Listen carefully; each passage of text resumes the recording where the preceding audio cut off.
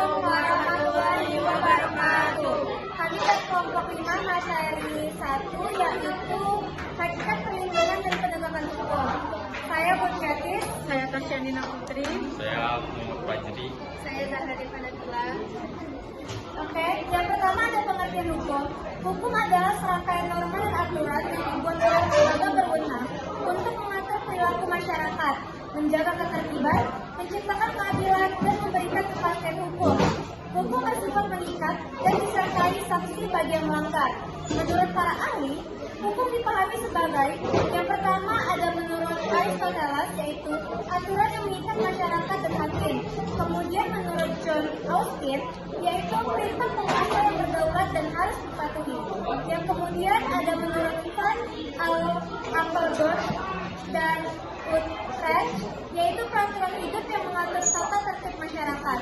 Selanjutnya ada menurut Nosta Kusumat Maja yaitu sarana ketertiban sekaligus alat perubahan sosial atau social engineering. Yang terakhir ada menurut Hans Kelsen yaitu sistem norma yang tersusun secara berjenjang atau Stufenbau. Terus ada ciri-ciri hukum yang dimana hukum memiliki beberapa ciri. Yang pertama itu bersifat mengatur dan memaksa setiap orang wajib mematuhinya. Kedua, bersanksi, yaitu pelanggaran hukum akan dikenai hukuman. Yang ketiga, bersifat universal dan berlaku umum, tidak untuk golongan tertentu. Yang keempat, dibuat oleh lembaga berwenang seperti pemerintah, lembaga legislatif atau adat yang diakui. Yang kelima itu bertujuan menjaga ketertiban, keadilan, dan kepastian hukum. Dan yang terakhir dapat berubah mengikuti perkembangan masyarakat dan kebutuhan zaman.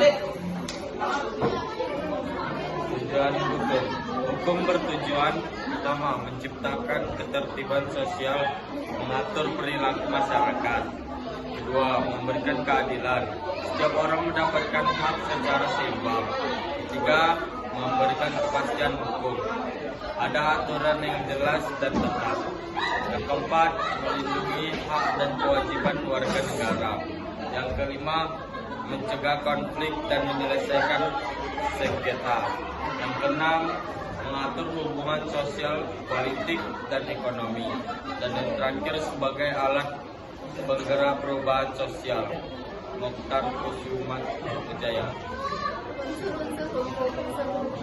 Hukum meliputi peraturan berisi perintah mengatur perilaku masyarakat atau hubungan berjalan tertib, dibuat oleh lembaga berwenang, pemerintah, lembaga adat dan negara, bersifat memaksa, wajib ditaati, bersanksi tegas sebagai konsekuensi pelanggaran, tujuan jelas, menjaga ketertiban, keadilan, serta kepastian hukum.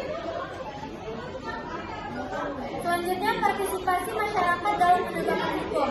Partisipasi masyarakat adalah keikutsertaan warga dalam menegakkan, memantau, dan melindungi hukum demi terciptanya masyarakat yang adil dan tertib.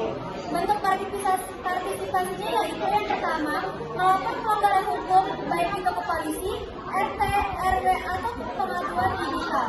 Selanjutnya, menjadi saksi dalam proses hukum. Kemudian, ikut penyuluhan hukum atau sosialisasi peraturan. Selanjutnya, mematuhi aturan dan memberi contoh perilaku taat hukum. Selanjutnya, yang terakhir yaitu mengawasi kebijakan pemerintah, bisa melalui LSM atau komunitas. Dasar hukum kita ada 3 yaitu Undang-Undang Dasar 1945, Pasal 27, Pasal 28, dan Pasal 30. Kemudian, Undang-Undang Perlindungan Saksi dan Korban. Dan terakhir, Undang-Undang Pelayanan Publik. Terus ada contoh kasus pelanggaran hukum. Yang pertama itu ada kasus cyberbullying di media sosial. Masyarakat melaporkan akun yang menghina seseorang siswa melalui DM dan komentar. Laporan diterima polisi dan diproses berdasarkan UU ITE. Partisipasi terlihat pada pelaporan, bukti screenshot, dan dukungan saksi. Kasus kedua itu ada perampasan lahan oleh oknum perusahaan. Warga melapor ke pemerintah daerah, mengumpulkan bukti sertifikat, dan menggandeng LSM hukum, yaitu partisipasi advokasi masyarakat dan pengawasan kebijakan. Kasus ketiga ada balapan liar di mana masyarakat bekerja sama dengan kepolisian melaporkan lokasi dan waktu kejadian. Partisipasi yaitu patroli warga, pelaporan dan kegiatan efektif. Dan terakhir atau kasus keempat yaitu korupsi dana desa, yang dimana warga melihat ketidaksesuaian anggaran dan melaporkan ke inspektorat atau KPK. Partisipasinya yaitu kontrol sosial terhadap pemerintah.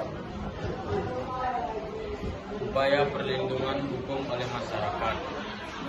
Pertama, meningkatkan kesadaran hukum melalui edukasi, sekolah, dan sosialisasi. Kedua, membentuk lembaga masyarakat, Karang Taruna, FKPM, LSM Hukum.